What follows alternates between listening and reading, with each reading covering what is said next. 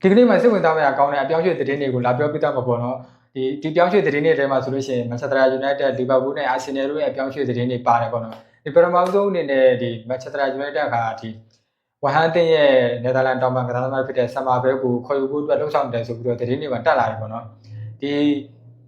Manchester United ကဒီဝဟန်တင်ရဲ့တောင်ပိုင်းကစားသမားကိုလိုချင်တဲ့အဓိကအကြောင်းအရာတွေရှိတယ်ပေါ့နော်ဒီအကြောင်းအရာတွေကကျွန်တော်ဒီတောင်ပိုင်းကစားသမားဆိုလို့ရှိရင်ဒီတာမြန်တွေမှာဆိုလို့ရှိရင်ဒါတင်းတင်းမြန်နဲ့ဒါအတင်းရဲ့ဒါတက်စစ်ပိုင်းကိုကောင်းမွန်မွန်ပတ်မှုပေးနိုင်တဲ့ကစားသမားဆိုပြီးတော့ Manchester United ကယုံကြည်ထားတယ်ပေါ့နော်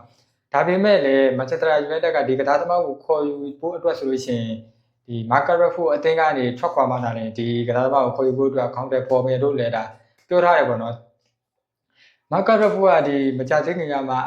ှဒီ Manchester United ကိုပြန်ရောက်လာတာဖြစ်ပြီးတော့ဒီဆက်ဆက်ရတဲ့အရင်အဆိုးမဟုတ်ဗျာဟုတ်တယ်မလားဆက်ဆက်ရေးရလဲ Marcus Rashford နဲ့ Manchester United ကအရင်အဆိုးမဟုတ်ဘူးဒါပေမဲ့ Manchester United က Marcus Rashford အသင်းကိုထွက်ခွာစေချင်နေတာเนาะဒီ Aston Villa ကငါးသွားကစားတယ်ပြီးလို့ရှိရင် Barcelona အတွက်ငါးသွားကစားတယ်ပြီးရင်အခုပြန်ရောက်လာပြီပေါ့နော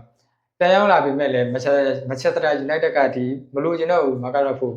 ဘာကြောင့်မလို့ချင်တာလဲတော့ကျွန်တော်တို့လည်းမသိဘူးပေါ့နော်ဒီ Marcus United ရဲ့လီးပြဖြစ်တဲ့ Marcus Quaresma ကလည်း Marcus Rashford ကိုအသင်းတစ်ရှာခိုင်းထားတယ်ပေါ့နော်အဲကြောင့်မလို့ဒီဝဟန်အသင်းရဲ့တောင်ပိုင်းကစားသမားကိုခေါ်ယူဖို့အတွက်ဆိုလို့ရှိရင်ဒီကစားသမားဒီ Rashford ထွက်မှသာတယ်သူတို့ကအကောင့်နဲ့ပုံမလို့လည်းပြောထားတယ်ပေါ့ပထမတော့ကတော့ဒါ Manchester United ကသူ့ကိုစိတ်ဝင်စားတာမဟုတ်အဲဝဟန်အသင်းရဲ့ကစားသမားကိုစိတ်ဝင်စားတာမဟုတ်ဘူးဒီ RB Leipzig ကစားသမားဖြစ်တဲ့ Diamond ကစားသမားနာမည်ဘယ်သူလဲမေ့တော့မေ့နေRB Leipzig ကစားသမားတောင်ပိုင်းကစားသမား Ivory Coast လေဝိသင်ကစားသမားကိုသူကစိတ်ဝင်စားတာဒါပေမဲ့ကစားသမားပေါင်တန်း80-50ဈေးပေါက်နေတဲ့ခါကျတော့ United ကလက်တွန့်ပြီးတော့ဒီကစားသမားကိုမခေါ်ဘဲနဲ့ဒါဝဟန်ကစားသမားဘက်ကိုပြောင်းသွားတာဒီကြားနေရတဲ့သတင်းတွေရပါတော့ဒီ United ကဒီလူရဒီအပြောင်းအရွှေ့ဘတ်ဂျက်က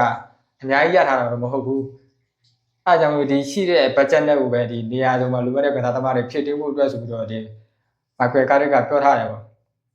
့ပြီးလို့ရှိရင်ဒီကစားဒီဝဟန်အသင်းရဲ့တောင်ပံကစားသမားကဆိုလို့ရှိရင်ပြီးခဲ့တဲ့ရာသီဝဟန်အသင်းမှာဒါ6နဲ့9ဖန်တင်မှုအချိန်6ချိန်လုပ်ထားတယ်6ချိန်လုပ်ထားတယ်လို့ဒါသတင်းတွေမှာဖော်ပြထားတယ်ပေါ့နော်အဲ့ဒါကြောင့်မို့ဒီ6ချိန်ရဆိုလို့ရှိရင်အရန်ကောင်းတဲ့အနေထားအရန်ကောင်းတဲ့မှတ်တမ်းတွေပုံဘူးဒါပေမဲ့ Manchester United ကဒီကစားသမားကဒီတိုးတက်နိုင်တဲ့အလားအလာရှိတယ်ဆိုပြီးတော့သူတို့ကဒါခေါ်ချင်းနေတာပေါ့နော်ဒီဈေးကွက်တန်ကြေးရဆိုလို့ရှိရင်လည်းယူရိုတန်း30ပဲရှိတယ်ပေါ့အဲဒါကြောင့် Manchester United ကအခုသူတို့လိုနေတဲ့နေရာနဲ့ဒါအခုရမယ်တန်ကြေးနဲ့သူတို့ကစိတ်ဝင်စားတယ်အဲဒါကြောင့်သူတို့ကခေါ်ချင်းတယ်ခေါ်ချင်းတာတော့မှပဲ Marcus Rashford ထွက်မှသာလေဒါသူတို့ကခေါ်ချင်းနေတာပေါ့နော်ဝဟန်အသင်းမှာဒီတောင်ပံကစားသမားကဒီ6နဲ့9ဖန်တင်မှု6ချိန်ဆိုတာဒါသူ့ရဲ့ကစားသမားပေါ်မှာအကောင်းဆုံးမှတ်တမ်းပဲအကောင်းဆုံးမှတ်တမ်းပဲအဲ့ဒါကိုဒီ Manchester United ကဒီကစားသမားဟာတူတက်နိုင်စွာရှိသေးတယ်ဆိုပြီးတော့ဒါခေါ်ယူဖို့အတွက်လှုပ်ဆောင်နေတာပေါ့နော်ဟုတ်ကဲ့ Arsenal ဘက်ကိုသွားရမယ်ဆိုလို့ရှိရင်ဒီ Arsenal ဘက်မှာလည်းဒါ Club Brugge ရဲ့တောင်ပံ Great ကစားသမားဖြစ်တဲ့ပေါ့နော်ဒီဇိုလစ်ကိုဒါပေါင်တန်း40နဲ့ခေါ်ယူဒီနေ့မှာခေါ်ယူလိုက်ပြီပေါ့ဒီကစားသမားဘလူးကစားသမားလည်းဆိုလို့ရှိရင်ဒါပြီးခဲ့တဲ့ရာသီ Club Brugge ဒါ Belgian League မှာချန်ပီယံဖြစ်ခဲ့တယ်ပေါ့နော်အဲ့ League မှာဒါသူကဒီ6နဲ့6ဖန်တီးမှုပေါင်းဒီ50တချိန်ပြုလုပ်ပြီးတော့ဒါအသင်းကိုဒါအကောင်းဆုံးပံ့ပိုးပေးခဲ့တယ်ပေါ့နော်အဲ့ရာဒီမှာဆိုပြီးခဲ့တဲ့ရာဒီမှာဆိုလို့ရှိရင်လည်းအကောင်းဆုံးကစားသမားဆုကိုသူပဲရရှိခဲ့ပြီးတော့ဒါသူ့ရဲ့တင်မြန်တဲ့တိုက်စစ်တွေမှာဆိုလို့ရှိရင်ဒါတခြားကစားသမားတွေသူ့ထိမှုမလွယ်ခဲ့ဘူးဒါ Club Brugge မှာဆိုလို့ရှိရင်ဒါမနစ်ကရာဒီရဲ့ပြီးဒါ2024-2025ရာသီရဲ့ဆိုလို့ရှိရင်2ရာသီဖြတ်တန်းခဲ့ဘူးဒါ2ရာသီဖြတ်တန်းခဲ့ဘူးဒါ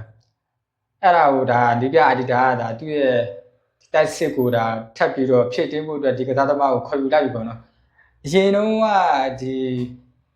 ီအာတီတာဆိုလို့ရှိရင်ဒါဒီခန်းစစ်ကိုအရန်အကုတဲ့ဒီပြ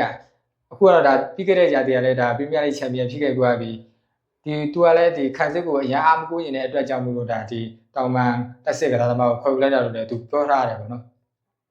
်ဒီကစားသမားကဒီအခုမှပရီးမီးယားလိကိုလာကစားမှာမဟုတ်ဘူးသူ့ရဲ့ဒါပရီးမီးယားလိမှာကစားမှုတဲ့အတွေ့အကြုံရှိပြီးသားအဲ့ဒါဒီ2021ကနေ2023ထိပေါ့နော်ဒီနိုဝေအသင်းမှာသူက